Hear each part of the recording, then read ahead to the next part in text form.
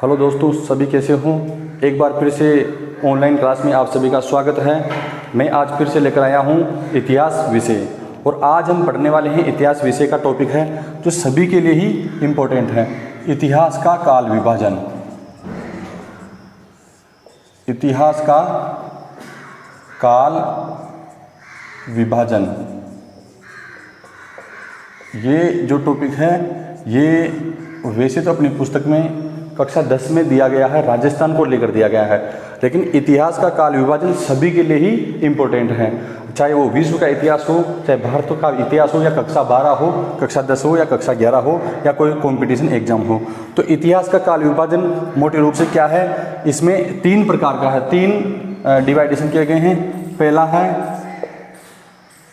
प्राक युग, पहला है प्राक युग, सबसे पूर्व में आता है। और दूसरे नंबर की बात करते हैं तो ये है आद्य युग, आद्य युग। और तीसरा है ऐतिहासिक युग, ऐतिहासिक युग। पहला देखा प्राक युग है, दूसरा है आद्य युग है, और तीसरा है ऐतिहासिक युग है।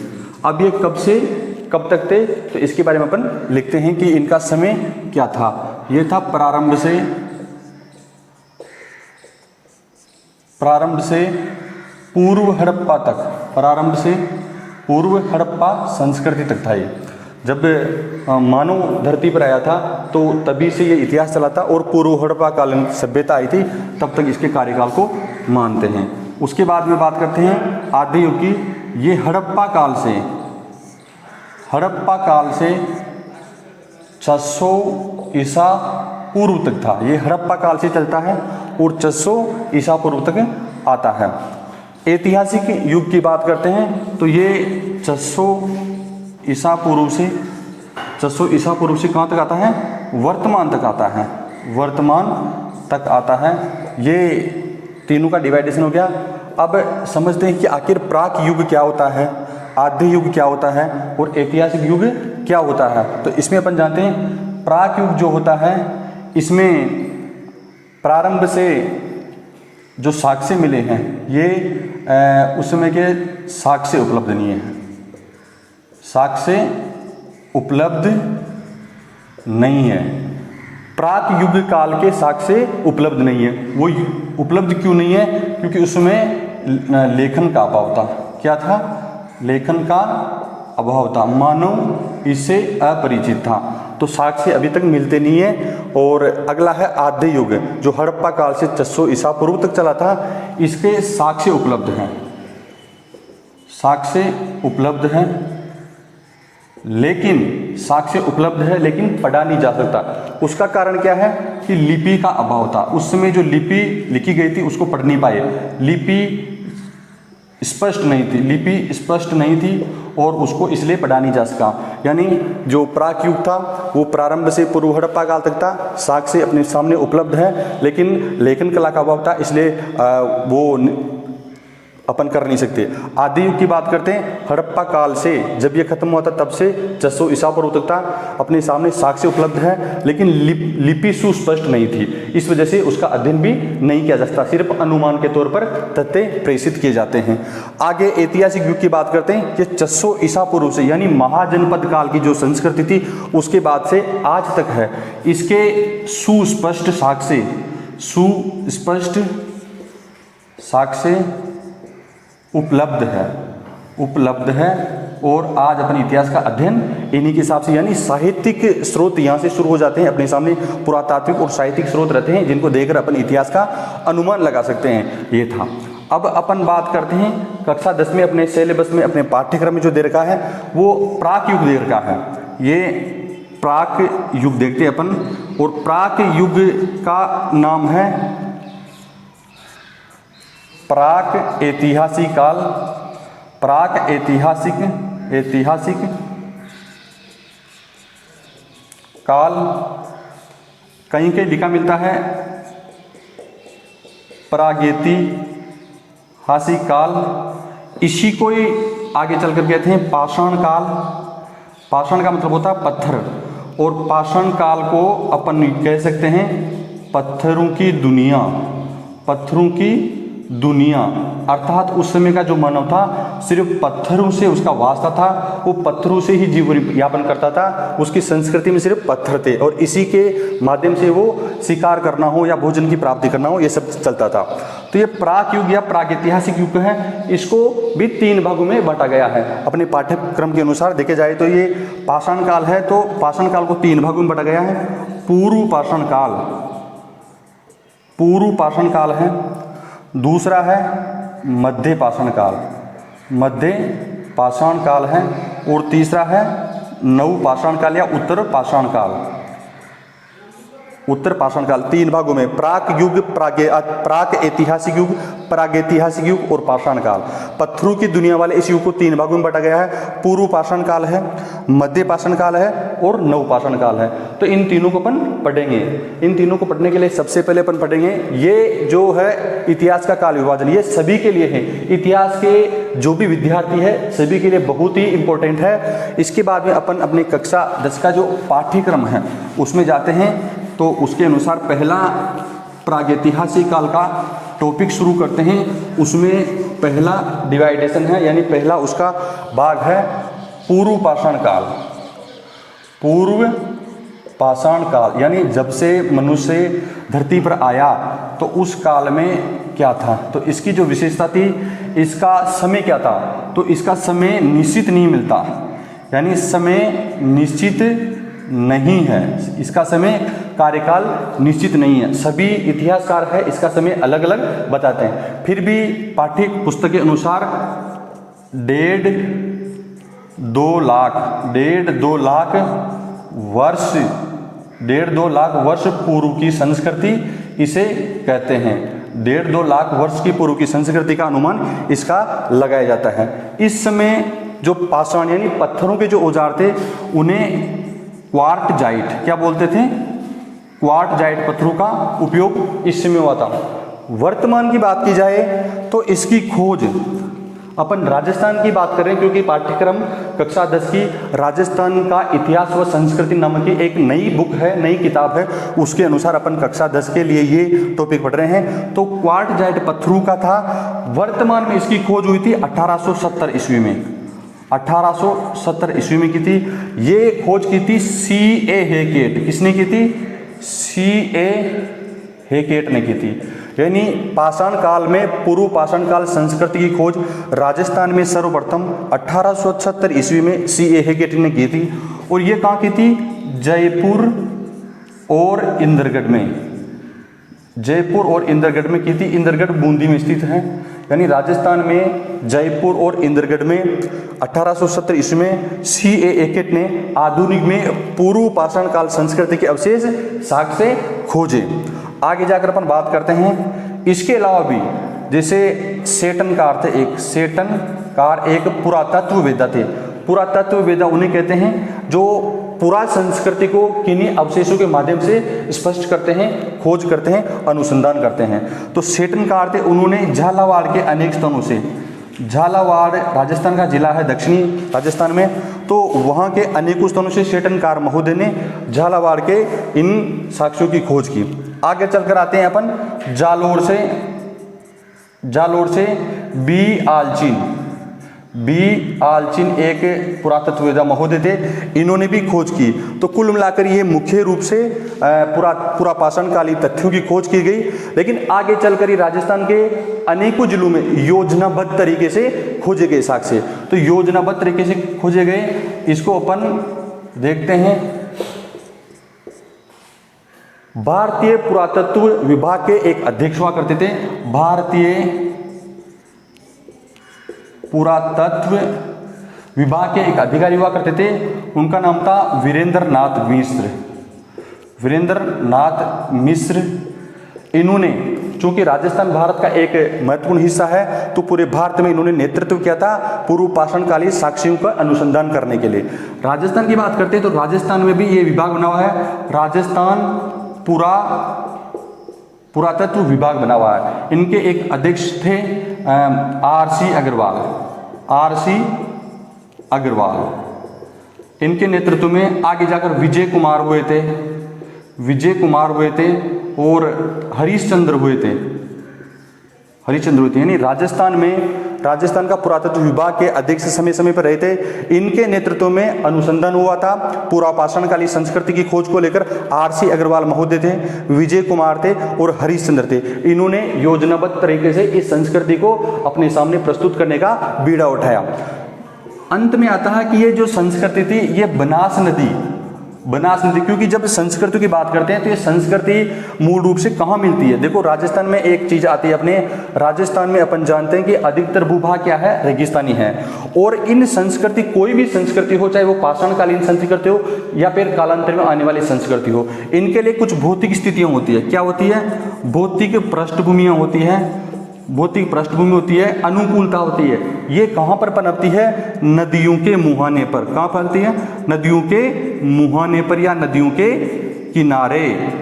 नदियों के किनारे क्यों फैलती है? क्योंकि जीवन यापन करने के लिए पानी की आवश्यकता होती है और पानी की प्रचुरता सिर्फ नदियों के किनारे मिलती है। साथ में पानी होने की वजह से वहाँ पर वनस्पति होती है और वनस्पति में खाने के लिए, भोजन यापन करने के लिए कंदमूल प्रचुर मात्रा में होते हैं और कंदमूल या फिर मांस की उपलब्धता होती है। इनको खाकर वहाँ का जो व्यक्ति है, वहाँ की जो मानव संस्कृति है वो जीवन यापन करती है।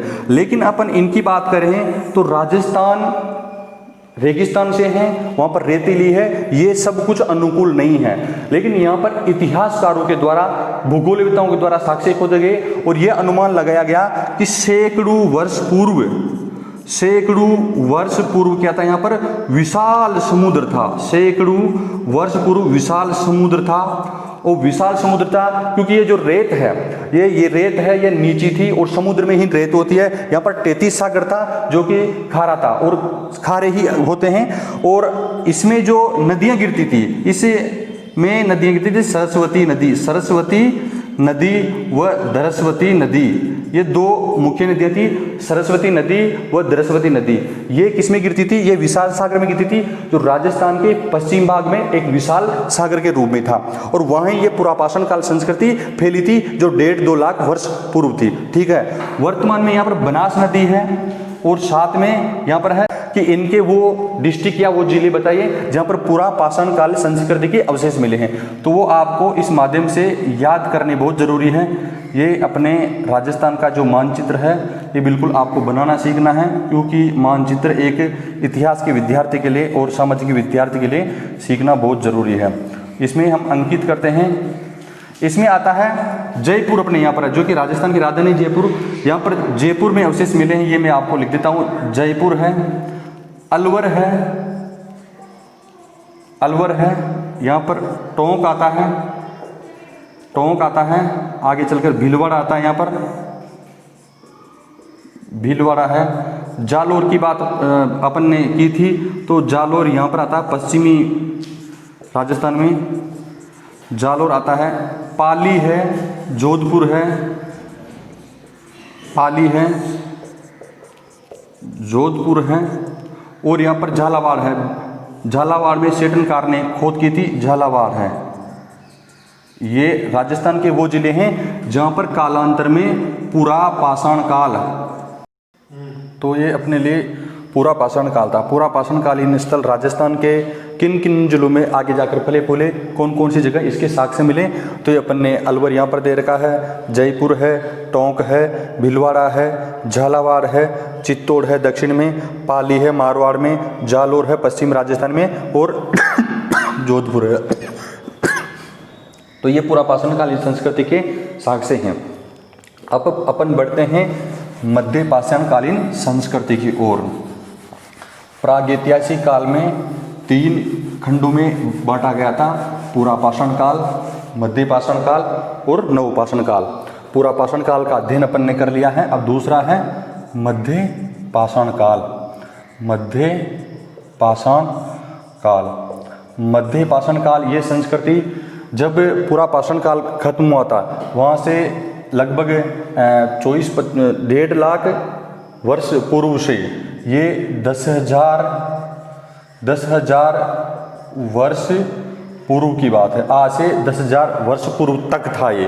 तो इसमें काफ़ी जीवन बदल चुका था, जीवन में परिवर्तन हो गया था।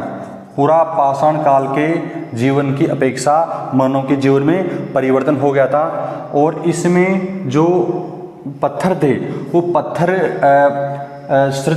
सृजनात्मक हो गए थे और उनको बोलते हैं माइक्रोलिथ। माइक्रोलिथ कहते हैं, यानी लघु पाषाण काल। लघु पाषाण काल। और इसमें एक जो आकार होता है, एक अद्भुत आकार होता है जो मांस काटने के लिए हो सकता है या जीवन के अन्य कार्यों के लिए हो सकता है। तो कुशल आकार मिल चुका था, जिसे कुठार, एक उसमें क्या था, कुठार गंडा सा बोल सकते हैं। ये एक औजार था उसमें का, जिसे वो लोग अपने जीवन में इसका उपयोग करते थे। आगे चलकर जो एक परिवर्तन होता है जीवन में, सबसे बड़ी बात है पूरा पाषाण काल में जो चीज़ नहीं थी वो मध्य पाषाण काल में होती है, जो कि एक अद्भुत क्रांति उनके लिए होती है, यानी अग्नि का आविष्कार। अग्नि का आविष्कार, अग्नि का आविष्कार यानी मध्य पाषाण काल के मानवों की सबसे बड़ी उपलब्धि थी अग्नि का आविष्कार। और अग्नि का आविष्कार जब दो पत्थर थे, क्योंकि पाषाण काल पढ़ रहे हैं, दो पत्थरों के भिड़ने से जो आग सामने आती है, तो उनको पता चला कि दोनों पत्थरों के भिड़ने से आग जलती है। तो उस आग से उन्होंने अपने जीवन में सम्मिलित किया और जैसे मांस होते हैं इनको सेक कर, इनको जलाकर पकाकर खाने लग गए। तो ये थोड़ा सा परिवर्तन हुआ। आगे जाकर ये लोग बस्तियों में रहने लगे, बस्तियों में रहने लगे, यानी पूरा पाषाण काल के लोग तो पेड़ों पर रहते थे और उनमें समूह नहीं था, बस्तियों में रहते थे। और बस्तियों में रहने का मतलब समूह वाला जीवन उनके अंदर आने लगा था, समूह में रहने लगे थे और डर उत्पन्न हो गया था। डर का मतलब होता है शिकार करने के लिए जब वो जंगली जानवरों के सामने होते थे तो डर हो गया था। डर से वो समूह में रहने लगे और समूह में रहने लगे तो बस्तियों का विकास हुआ और फिर मांस को पकाने के लिए अग्नि का आविष्कार करने लगा। यानी पूरा पाषाण काल की अपेक्षा मध्य पाषाण काल का जीवन काफी परिवर्तन हो गया। पूरा मध्य पाषाण काल के जो पत्थर थे, क्योंकि अपने पूरा पाषाण काल में क्वार्टजाइट नामक पत्थर पड़े थे, लेकिन इसमें जो पत्थर थे उन्होंने आकार लिया, छोटे हो गए थे और इनमें जाकर जेस्पर, एगेट, चर्ट, कोरलेनियन और कैल्सीडोनी, ये पत्थर उसमें जेस्पर, एगेट, चर्ट, कोरलेनियम और कैल्सीडोनी ऐसे पत्थर आने लगे थे। और इन पत्थरों से जो उपकरण बनाए गए थे उन उपकरणों का नाम था ब्लेड। ये काटने का काम करता है, किसी भी चीज को बारीक काटने का काम। ब्लेड, एग्रेवर, ट्रायंगल और इसके अलावा आता अपने पॉइंटर। तो ऐसे लघु आकार के पत्थरों से औजार बनाकर वो आगे बढ़ने लगे। तो ये अपने लिए मध्य पाषाण काल संस्कृति थी। इसमें बात आती है मध्य पाषाण काल संस्कृति, राजस्थान की बात करते हैं तो राजस्थान में कहां पर फली फूली, तो ये लूनी नदी, बेड़च नदी और एक मुख्य स्थान आता विराटनगर। यहाँ पर भूगोलविदों के द्वारा जो खोजा गया था तो यहाँ पर इनके अवशेष मिले हैं। तो इनको अपन अगर मानचित्र में देखते हैं, क्योंकि आगे जाकर मानचित्र में विराटनगर जैसे स्थल पूछे जाते हैं तो अपन को ये भी याद होना आवश्यक है। एक बार इसमें दर्शाते हैं अपन, जैसे ये राजस्थान का अपने मानचित्र हो जाता है और राजस्थान के मानचित्र में अपन, ये राजस्थान का मानचित्र था। लूनी नदी है, ये पश्चिम राजस्थान की एक नदी है जो कच्छ की खाड़ी में गिरती है। इसके आसपास मध्यकालीन पाषाण काल के अवशेष मिलते हैं। एक है बेड़च नदी जो मेवाड़ से निकलती है और ये बनास में मिल जाते हैं। यहाँ पर मध्य पाषाण काल संस्कृति के अवशेष मिलते हैं। और एक महत्वपूर्ण स्थल है जयपुर में विराटनगर, ये अत्यधिक महत्वपूर्ण है, विराटनगर है। यहाँ पर भी मध्यकालीन पाषाणकालीन संस्कृति के अवशेष मिले। अपन मध्य पाषाणकालीन संस्कृति के आगे अगर बढ़ते हैं तो अपने काफी परिवर्तन अपन को मिलता है। तीसरा है पाषाण काल में नवपाषाण काल। और नवपाषाण काल ये लगभग 10,000 वर्ष पूर्व से हड़प्पा तक आया था, आगे जाकर आया था ये। और नवपाषाण काल में अपन जो पढ़ते हैं तो इसमें सबसे मुख्य बात थी बस्तियों में लोग रहने लगे थे, बस्तियों का विकास हुआ, बस्तियों का विकास हुआ, बस्तियों का विकास होने से कृषि सामने आई, यानी कृषि को, खेती को लोग समझने लगे, कंदमूल की जगह, मांस की जगह वो खेती तरफ, व्यवसाय की तरफ बढ़ने लगे। और इसके आगे आता है कृषि की तो पशुपालन यानी मिश्रित खेती को समझने लगे। पशुपालन और कृषि एक दूसरे के पर्याय है, ये एक दूसरे के बिना नहीं हो सकते। तो ये उन्होंने आगे गति की। और जो आग का विकास हुआ था तो उस अग्नि का मुख्य रूप से प्रयोग सकुशल ढंग से उसका उपयोग करने लगे, यानी भोजन बनाकर उसको पकाकर खाने की कला नवपाषाण काल के लोगों में आ जाती है। नवपाषाण कालीन संस्कृति के अवशेष राजस्थान में देखे जाए तो 2 जगह हैं। वैसे तो अपन इनको देखते हैं, ये पहला है भीलवाड़ा में बागोर, भीलवाड़ा जिले में एक बागोर संस्कृति को अपन पढ़ते हैं। दूसरा है बाड़मेर में तिलवाड़ा है जगह, मारवाड़ में तिलवाड़ा आता है। तो ये तिलवाड़ा तो लगभग इस जगह आता है और भीलवाड़ा में बागोर इस जगह आता है। बागोर और तिलवाड़ा ये नवपाषाण कालीन संस्कृति के अवशेष है। और अपन इन संस्कृति को अगर पढ़ते हैं तो अपन को शैल चित्र भी मिलते हैं।